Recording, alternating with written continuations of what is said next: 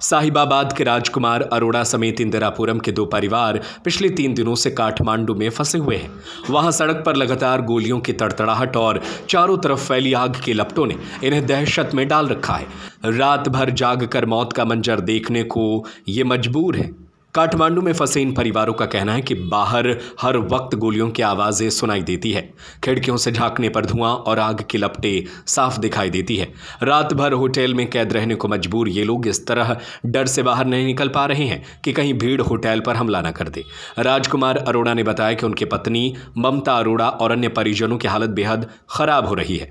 लगातार 3 दिनों से फंसे होने की वजह से खाने पीने की समस्या भी गंभीर हो गई है। वहीं दूसरी ओर इंदिरापुरम के उमेश कुमार का परिवार भी इसी हालत में जीने को मजबूर है। बताया जा रहा है कि एयरपोर्ट बंद होने के कारण ये दोनों परिवार भारत वापस नहीं लौट पा रहे हैं। परिवार ने भारत सरकार से तत्काल सुरक्षित वापसी की मांग की है। सर, सबसे पहले आपका नाम जानना चाहूँगा। मैं ऋषभ सारस्वत बात कर रहा हूँ। ऋषभ जी, आपके पेरेंट्स गए थे नेपाल घूमने जी, क्या कुछ घटनाक्रम रहा, कब गए और क्या-क्या होना चाहिए उनके साथ? अब वो 5 सितंबर को गए थे और तब चीज़ें सारी सिचुएशंस नॉर्मल थी, बस सोशल मीडिया का वहाँ पर बैन था, तो इतना लगा भी नहीं था कि कुछ इस तरह सीरियस इश्यू हो जाएगा। बाकी चीज़ें 8 सितंबर को चीज़ें थोड़ी सीरियस हो गई थी जब प्रोटेस्टर्स ने पार्लियामेंट पर जाके प्रोटेस्ट स्टार्ट कर दिया और उसके बाद 9th को काफ़ी और सीरियस हो गया था, तो कर्फ्यू भी लग गया था। होटल से निकलना बाहर मुश्किल हो गया था, कहीं जाना सब चीज़ें बंद हो गई थी, ट्रांसपोर्टेशन कोई नहीं, एयरपोर्ट भी ब्लॉक हो गया था। तो उसके चलते वो पिछले 2 दिनों से होटल में ही रुके हुए। तो अभी भी आपकी उनसे हाल-फिलहाल में क्या बातें हुई हैं, उनका क्या कहना है, माहौल कैसा है वहाँ पर, कब तक उनकी वापसी होगी?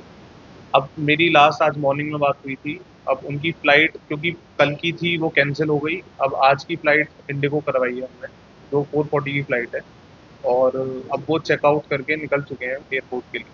इन बिटवीन भारतीय सरकार की तरफ से भी आपको कुछ मदद की गई दौरान, चाहे पुलिस हो, चाहे जैसे डिपार्टमेंट, किसी डिपार्टमेंट तो आपकी मदद की गई?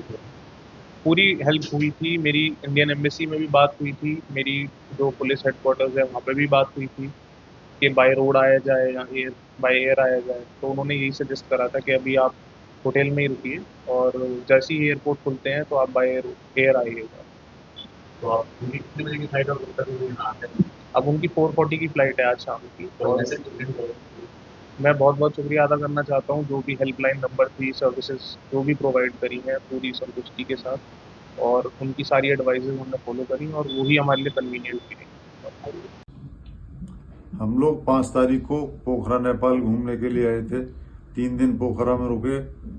पोखरा रुकने के बाद 8 तारीख को काठमांडू आए तो यहाँ का आगे पता लगा झगड़े शुरू हो गए, दंगे शुरू हो गए बहुत ज़्यादा। और 9 तारीख को तो यहाँ की संसद और राष्ट्रपति भवन, सुप्रीम कोर्ट सब में आग लगा दी गई। हमारे सामने में होटल जलाए गए, नीचे बिल्कुल तांडव था पब्लिक का, सामने बिल्डिंग जलाई जा रही थी। हम लोग डरे सहमे होटल में छुपके रहे। यहाँ पे बहुत ज़्यादा डरे हुए हैं, हमारी कोई सुविधा नहीं हुई। यहाँ पे होटल वालों ने बहुत हेल्प की है।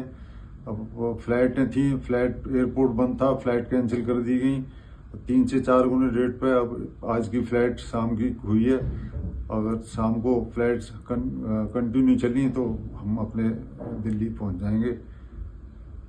हेल्प करने के लिए धन्यवाद।